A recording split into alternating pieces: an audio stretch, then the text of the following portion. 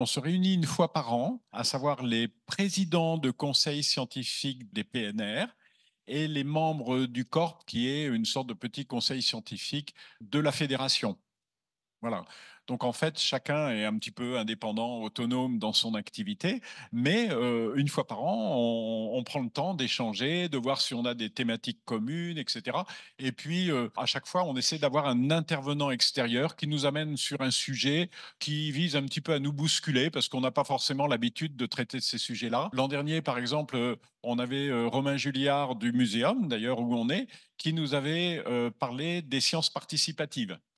Et cette année, voilà, donc c'est vous, Nadia, qui allez nous parler de prospective. Voilà, une prospective pour éclairer le long terme. Très bien. Je vous remercie pour, l'invitation. Je m'excuse encore pour, ne pas avoir pu être parmi vous malgré ce que je m'étais engagée à faire et donc François m'a donné un cahier des charges avec un titre. Donc oui, le titre «L'approche prospective au service d'une stratégie territoriale d'adaptation au changement climatique». Je vais le traiter en revenant à en fait, à ce que je sais. Je me suis dit par rapport aux sujets, qui sont sans doute, vos sujets de préoccupation, ben, il y aura sans doute des analogies et autour de ça que je voudrais qu'on amène, la discussion qui suivra mon intervention. Donc dans un premier temps, je voudrais revenir sur, l'idée même de prospective pour qu'on soit bien d'accord, sur le partage de cette notion. Je voudrais vous raconter comment nous on la pratique en tant que scientifique puisque, comme François l'a dit, moi je suis une, professeure de l'École des mines de Paris. Je travaille, dans le cadre, d'un centre de mathématiques appliquées que je dirige. Je dirige aussi un institut sur la transition, de Transition Institute 1.5 et j'ai participé donc aux travaux du dernier rapport du GIEC. Donc nous, on est intéressés à réfléchir au futur à travers des scénarios qui s'appuient sur des modèles. Et je voudrais donc rapidement vous brosser d'où vient l'idée de faire de la modélisation et ensuite comment ça se pratique au sein de ce qui est collecté par le GIEC. Finir sur les enjeux d'adaptation et ensuite je serais très curieuse de savoir donc ce que tout cela va susciter chez vous. Donc l'idée de la prospective pour éclairer le long terme, c'est une approche philosophique que moi, je suis allée chercher dans les travaux de Pierre Massé, qui était donc le premier commissaire général au plan après, la Seconde Guerre mondiale et qui a travaillé à réfléchir, à mettre en œuvre donc, une stratégie de planification sur tous les domaines. C'est un économiste, polytechnicien et donc il a mêlé des approches de mathématiques, et d'économie tout en s'inspirant, de cette discipline prospective sur laquelle je vais revenir. Je trouve que c'est intéressant de réfléchir avec lui sur la question de comment définir une stratégie et comment finalement commencer par réfléchir pour envisager les actions qui découleront de cette stratégie et ce qu'il, propose, c'est donc d'envisager à l'avance toutes les ramifications possibles. Si on prend l'analogie du joueur d'échecs, donc je ne suis pas joueuse d'échecs, mais je sais comment ça fonctionne. Un échiquier, 2 adversaires et il me semble que le meilleur des 2, c'est celui qui a la plus grande mémoire, c'est-à-dire qui a enregistré finalement, tous les coups possibles. Puisque la question, c'est de mesurer les possibilités, donc le champ des possibles pour l'adversaire, d'anticiper ses réactions et de répondre en, utilisant toutes les potentialités de déplacement qu'on peut avoir sur un échiquier. Et donc si on se projette dans notre système, complexe aujourd'hui et on va s'amener bien sûr petit à petit à la question climatique, on va retrouver ce que les contemporains des années 50 identifiaient déjà comme un jeu dans lequel les règles se modifient au cours de la partie et les pièces changent de nombre et de nature. Ça m'amène à introduire un deuxième personnage très important pour moi dans les questions de prospective, qui est Gaston Berger et qui donc un personnage très particulier puisque c'est autour de la quarantaine qu'il va revenir aux études fondamentales et il va faire une thèse en philosophie sur la phénoménologie du temps et il va alors qu'il a une expérience, de chef d'entreprise et donc de son expertise, on va dire et des questions de stratège qu'il s'est posées, des questions de relation avec le futur,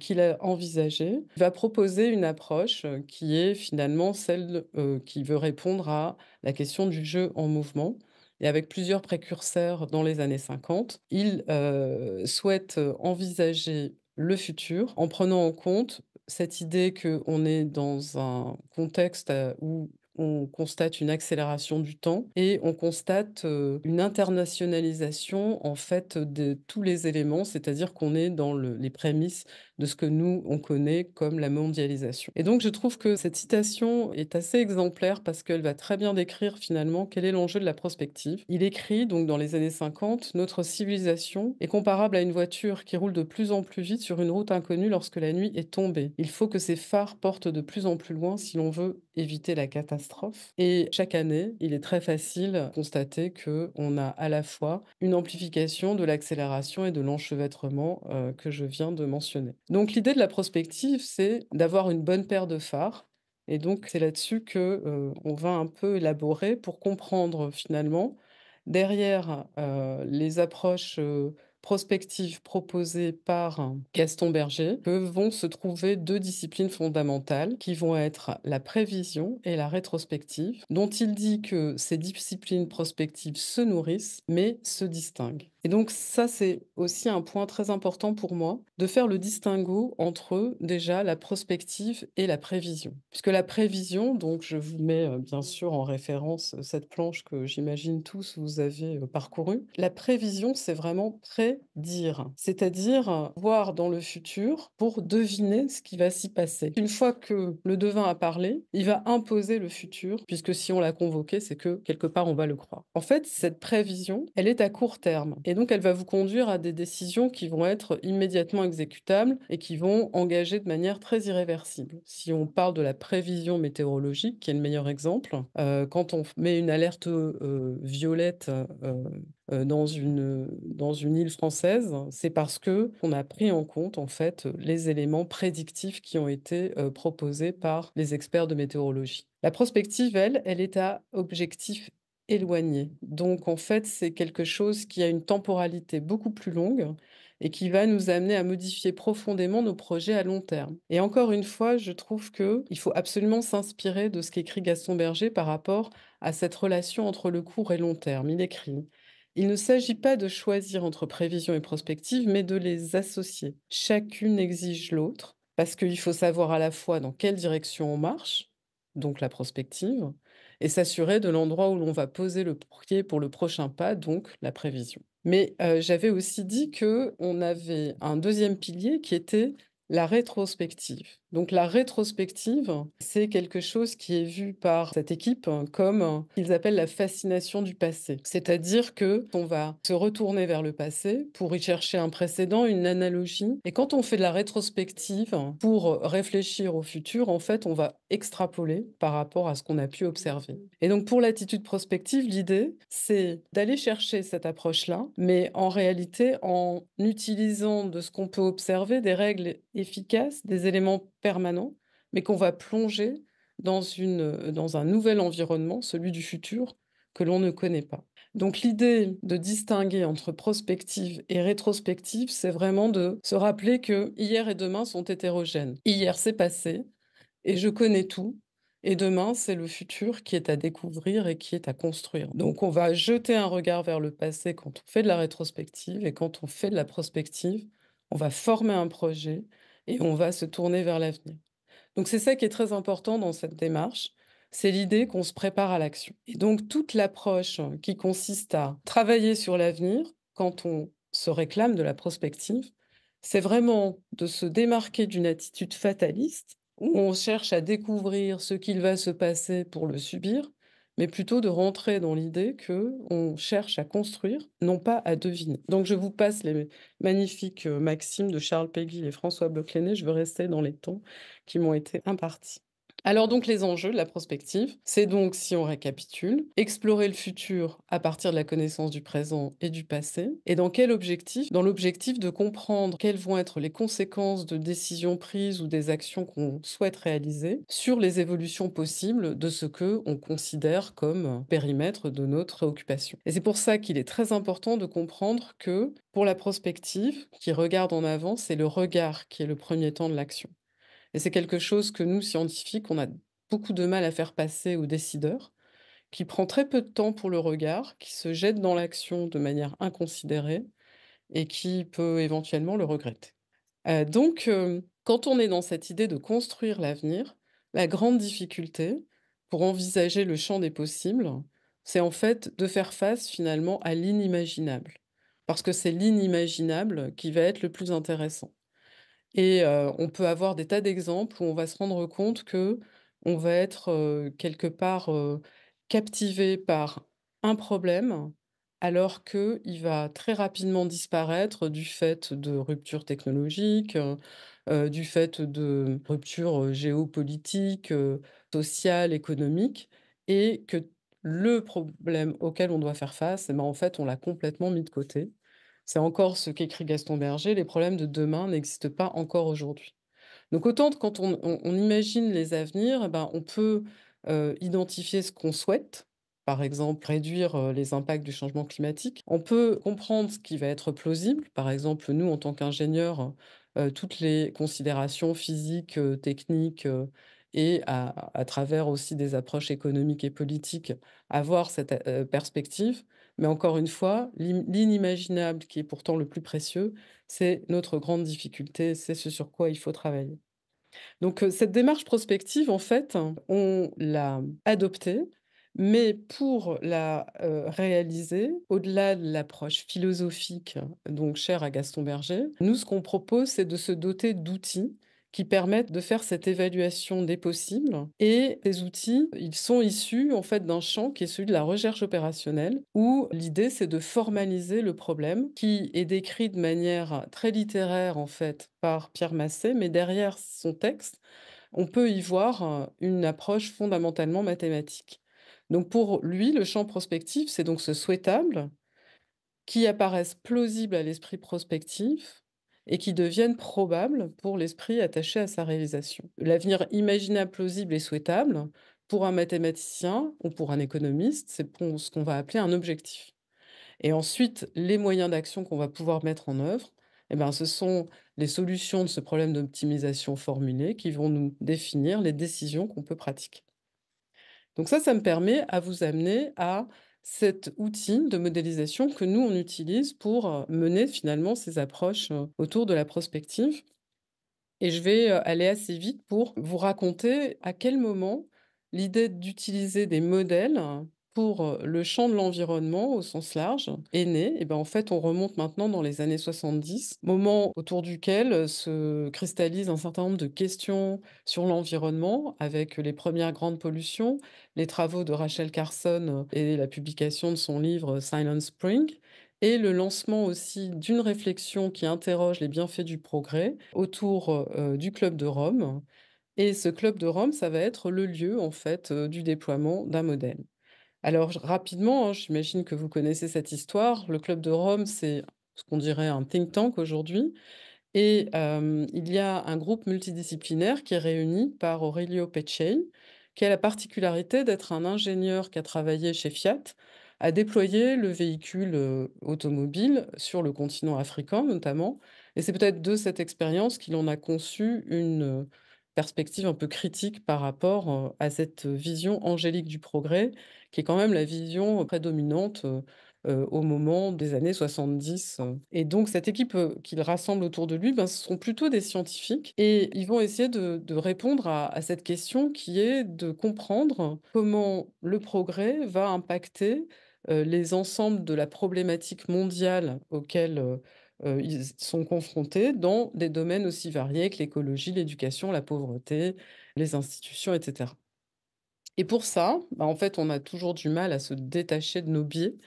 Ils vont s'inspirer de ce qu'ils savent faire et en fait, 2 personnes dans l'équipe ont développé des méthodologies, pour, faire face, aux grandes préoccupations des Américains qui est, à l'époque, dans le contexte de la guerre froide, de se prémunir des attaques potentielles de missiles, venant de l'Union soviétique et donc il y a beaucoup de progrès qui sont faits autour, d'une science qui est la gestion de la dynamique des systèmes et notamment Forrester, un des membres de l'équipe, a travaillé à déployer des approches dites, de feedback pour gérer des radars, de sorte qu'ils puissent, de manière automatique détecter l'arrivée de missiles et il va mélanger à son savoir-faire des expertises plutôt sur, l'approche autour de la gestion des sciences et de l'homme proposée par Denis Meadows qui, lui, est, au MIT. Et donc ce mélange va, faire émerger ce premier modèle qui s'appelle World et qui, de mon point de vue, est la première tentative de modélisation mathématique pour comprendre les effets de la croissance sur le long terme au niveau mondial. Donc, je ne vais pas rentrer bien sûr dans le détail, mais simplement vous expliquer la philosophie derrière. En fait, il y a 5 variables qui sont représentées par les rectangles: la population, les ressources naturelles, le capital investi, la pollution et ces variables, elles vont être étudiées sous forme d'une approche phénoménologique en utilisant des équations différentielles ordinaires et avec un principe, qui est bien connu en automatique qui est celui du feedback. C'est-à-dire qu'il va prendre en compte les interactions que les autres variables vont générer sur l'évolution propre de la variable au cours du temps. Donc très simplement, par exemple, si on prend la pollution, on va avoir avec, une rétroaction un certain nombre de gains, un impact sur le taux de mortalité qui lui-même va impacter, l'évolution de la population. Et donc cette équipe, hein, c'est une équipe, moyenne d'âge 25 ans qui à l'époque, travaille, sur de très grandes feuilles de papier pour faire, ce type de dessin. Elle va produire, un rapport qui est le fameux rapport Limit to Growth, dans lequel le résultat principal, c'est que on va avoir une grande robustesse par rapport aux variations des conditions initiales, de nos équations différentielles, c'est-à-dire par rapport aux hypothèses finalement sur le niveau de capital investi, le niveau de ressources naturelles et cetera. Par rapport à cette tendance qui est dite overshoot and collapse, c'est-à-dire je commence par monter et puis je m'effondre et qui va, créer, un émoi dans cette société, donc je le rappelle des années 70 qui ne croit, qu'à la consommation en vertu de la croissance en majorité. Donc cette remise en question va générer quelque part, les prémices de ce que nous connaissons aujourd'hui comme, le mouvement de la décroissance. Mais par rapport au modèle, ce qui est très intéressant, c'est que ça va créer une émulation dans la communauté scientifique, parce que dans l'équipe que j'ai décrite rapidement tout à l'heure, il n'y avait pas d'économistes. Et donc les économistes vont critiquer le modèle en disant que notamment les mécanismes économiques ne sont pas représentés. Et puis il y a tout un tas d'autres choses qui sont des hypothèses assez grossières quelque part. Donc ça va générer, puisque les scientifiques adorent ça, de la critique et de la compétition en termes de propositions. Et donc il y a tout un tas de nouveaux modèles, qui vont naître à ce moment-là. Je ne vais pas rentrer bien sûr non plus dans ce détail, mais juste pour vous dire que à partir de là, les modèles qui vont servir à éclairer ce long terme vont se préoccuper des questions contemporaines. C'est-à-dire que donc là, on a vu dans les années 70, la question du thème de la croissance et de ses limites est posée. À partir, des premières crises pétrolières et des années, 73 puis 80, il va y avoir des modèles, très spécialisés sur les enjeux énergie. Ensuite, on a les enjeux sur la pollution globale et les gaz à effet de serre qui vont faire émerger tout ce qu'on connaît aujourd'hui en termes de modèles, sur le climat. Et tout ça, ça génère quoi? Bah, ça génère ce que le GIEC va collecter quand, nous faisons nos travaux d'évaluation de toute la connaissance scientifique.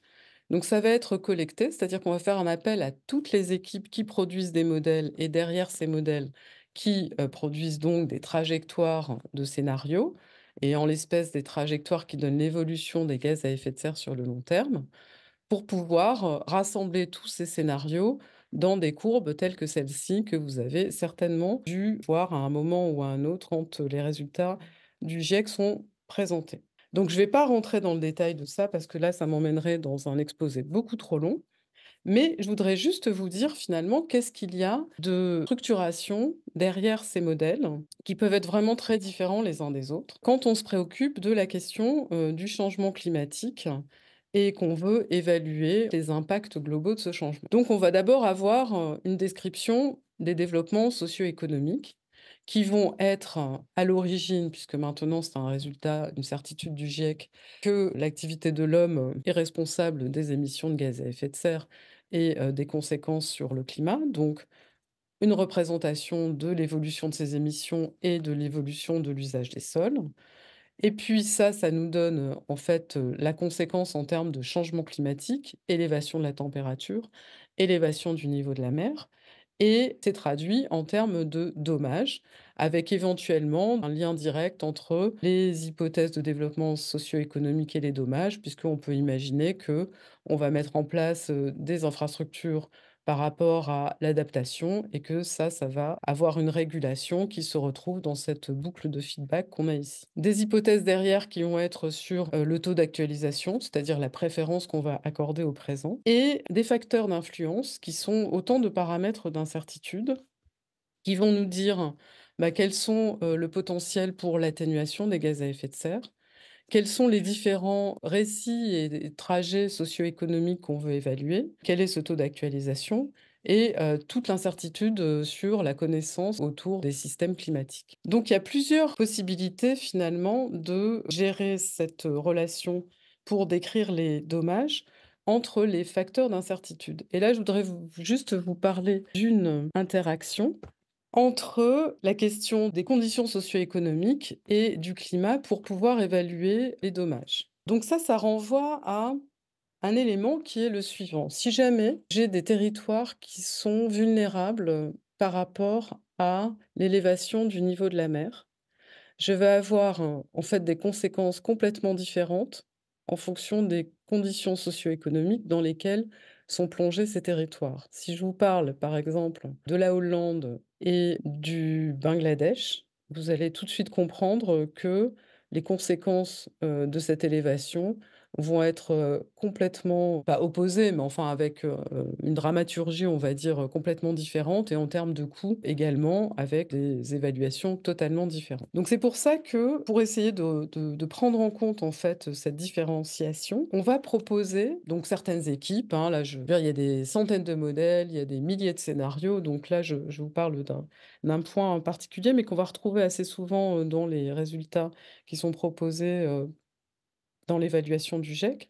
Donc il y a un certain nombre d'équipes qui vont, s'appuyer sur ce qu'on appelle, les scénarios SSP, donc les Shared Socio-Economic Pathways, qui sont au nombre de 5 et qui vont essayer de traduire des conditions socio-économiques différentes dans des conditions de climat différentes. Donc vous voyez, le climat va évoluer de 1,5 degré à 4 degrés en termes de réchauffement de la température moyenne par rapport, à la température, de l'air pré-industriel.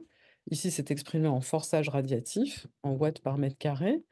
Et par rapport à ça, on va voir dans quelle mesure différentes options de déploiement socio-économique vont se produire et ce qu'elles vont induire par rapport, à l'objet d'étude qui va être cette évolution des gaz à effet de serre, sur le long terme et les conséquences en termes de dommages climatiques. Donc les 5 scénarios en question, qui sont des récits en fait, ont été élaborés en 2014 par un groupe, d'une soixantaine de scientifiques qui représentaient peu ou prou, un grand nombre de régions de la planète et avec une parité également observée et ils sont décrits, si vous voulez, de manière très littéraire, en fait. Donc on a celui qui va s'appuyer sur une croissance verte, où on va avoir beaucoup de coopération. Alors ce que vous voyez ici dans les axes, c'est plus les scénarios proposent de challenge en termes de s'adapter, ou en termes de, réduire ou d'atténuer les émissions de gaz à effet de serre.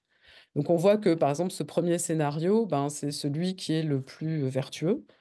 Le 2, c'est celui qui est notre business as usual, c'est-à-dire on continue comme, on est lancé aujourd'hui. Le 3, il va intensifier, ce qu'ils appellent le clash entre les civilisations, donc la rivalité entre les régions. Le 4, lui, il va, accentuer les inégalités et ensuite le 5, il va renforcer l'usage, des ressources fossiles. Donc je vous les détaille pas, je n'ai pas le temps, mais on pourra en rediscuter. Et en fait, si vous voulez, c'est intéressant parce qu'à partir, de cette description de récit, on va pouvoir, traduire ça en hypothèses quantitatives et ensuite on va pouvoir mettre ces hypothèses dans les modèles qui le souhaitent pour essayer de comprendre, dans quel niveau d'augmentation par rapport, encore une fois, aux températures pré-industrielles, ces hypothèses socio-économiques vont nous plonger. Et ce qu'on va voir assez rapidement, c'est qu'il y a bien que le scénario qui est le plus collaboratif et le plus vertueux qui va permettre de rester dans les trajectoires que l'on souhaite, qui sont donc des trajectoires d'augmentation entre 1,5 et 2 degrés. Et donc là, ça m'amène à sortir des scénarios et à aller maintenant discuter très rapidement des impacts pour vous rappeler un certain nombre de résultats du GIEC qui sans doute feront écho par rapport aux parcs dans lesquels vous êtes impliqués et qui sont finalement Cet ensemble de risques, que, en fonction du réchauffement évalué, hein, on est encore, une fois, non pas dans une, évaluation probabiliste, mais plutôt, hein, comme je l'avais dit au départ, dans un éclairage des possibles. Donc vous voyez, en fait, le niveau d'importance, des risques hein, qui va augmenter, bien sûr, avec le niveau d'élévation de la température et donc ce que j'ai fait, c'est que je vous ai sélectionné quelque part, ceux qui nous concerne le plus, c'est-à-dire les enjeux pour l'Europe, avec donc ce qui est très important quand vous regardez les résultats du GIEC. Un résultat du GIEC, il n'a aucun sens s'il n'est pas accompagné du niveau d'évaluation que les scientifiques lui ont affecté, puisque je vous rappelle qu'on travaille sur un rapport d'évaluation. Et donc, il faut absolument avoir cette information qui vous dit le niveau de confiance accordé au résultat qui est présenté. Donc là, quand on a une confiance très haute, c'est qu'on est dans des niveaux de probabilité qui sont au-delà de 0,9 quoi. Donc on a une confiance, très importante par rapport au fait qu'on a aujourd'hui déjà, de manière très perceptible en Europe, une augmentation des températures, des précipitations, du niveau de la mer et que ça crée des conséquences, sur les écosystèmes, les infrastructures, la production, l'énergie et bien sûr, ben, les parcs, j'imagine et que les risques clés, en fait, par rapport, au continent européen, ça va être les vagues de chaleur, les enjeux au niveau de l'agriculture sur, les rendements agricoles, les pénuries d'eau et puis les inondations côtières et continentales et donc on dit que ces risques sont en cascade parce que un risque va avoir des conséquences et en entraîner un autre. Quand on a une vague de chaleur, on a aussi une perte de productivité des travailleurs. Et ce n'est pas simplement la rentabilité, par exemple, de la terre agricole qui va poser question. C'est aussi le fait, d'aller, exercer des activités, régulières. Vous avez vu quand il y a eu des vagues de chaleur, en Inde, en fait, comme les 3 quarts de la population travaillent dehors, ça crée vraiment des conséquences, très amplifiées et très dramatiques. Donc sur les enjeux d'adaptation, je pense que c'est, le point, clé sur lequel sans doute une prospective, aujourd'hui doit se baser puisque l'atténuation est très importante, mais l'adaptation est en train de devenir, en fait, l'enjeu majeur. On a cette difficulté par rapport au niveau d'élévation de la mer qu'il y a une inertie qui se met en place et qu'elle est en place et donc on sait que le niveau de la mer va continuer à s'élever pendant des siècles. Par rapport à ça, il faut prendre des mesures et il est aussi très intéressant de regarder les résultats du rapport pour comprendre que les mesures d'adaptation peuvent parfois créer de l'inadaptation, c'est-à-dire qu'elles vont avoir, des conséquences, en termes d'efficacité qui peuvent être très variables. Donc encore une fois, je rentre pas dans le détail, mais c'est répertorié de manière assez détaillée et ce qui est très frappant, ben, c'est par exemple au niveau côtier. Au niveau côtier, malheureusement, la question de l'adaptation, elle peut se traduire en simplement, déplacement, migration de manière, définitive des populations. Voilà, ça c'était la chose que je voulais vous dire pour conclure. Ce que je pense qu'il est très important de percevoir, c'est qu'en fait, on va avoir beaucoup d'obstacles aujourd'hui par rapport à ces enjeux, d'adaptation et dont le premier c'est celui de la prise de conscience. Je pense que pour la question du climat, notre premier obstacle, en fait, c'est le fait que la prise de conscience n'est pas au niveau où elle devrait être et c'est partagé, par, non seulement la population, mais les décideurs, les entreprises, tout le monde, quoi. On n'est pas encore, assez avertis de l'urgence dans laquelle nous sommes déjà aujourd'hui, ce qui fait qu'il y a un faible engagement de toutes les parties prenantes et il y a un faible investissement, au niveau financier. Derrière ça se greffe une difficulté qui est celle de l'inertie du chemin dans lequel, nous sommes déjà engagés, ce qu'on appelle, pathway locking, qui vient des choix du passé. On a des aménagements du territoire, des choix industriels, économiques, sociaux, de mode de vie, des intérêts particuliers, des normes qui ne sont pas alignés avec, ce que nous devrions adopter pour changer notre configuration et donc ça demande un effort assez important. C'est aussi un effet, jugulé avec, ce problème de prise de conscience, qui est, sans doute très difficile à lever aujourd'hui. Donc voilà, donc en fait, je voulais partager avec vous un peu cette idée d'aller piocher dans une approche philosophique qui est la prospective, où nous, ce que nous faisons, c'est que nous essayons de développer des modèles pour répondre à des questions spécifiques et des questions qui, aujourd'hui, étaient plutôt centrées sur l'atténuation, mais qui doivent, bien sûr, s'interroger sur les enjeux de l'adaptation Et maintenant par rapport à l'enjeu territorial, je pense que les approches, de modèles ne sont pas forcément ce qu'il faut aller chercher. Mais comme mathématicienne, ce que j'ai pu constater au cours des années de réflexion sur ces sujets, c'est que la formulation du problème est quelque chose vraiment d'incontournable et cette proposition de commencer à bien formuler le problème, peut avoir des conséquences extrêmement riches, de sorte que les solutions des uns ne deviennent pas les problèmes des autres. Bah, voilà, je vous remercie et j'espère que j'étais à la hauteur de vos attentes.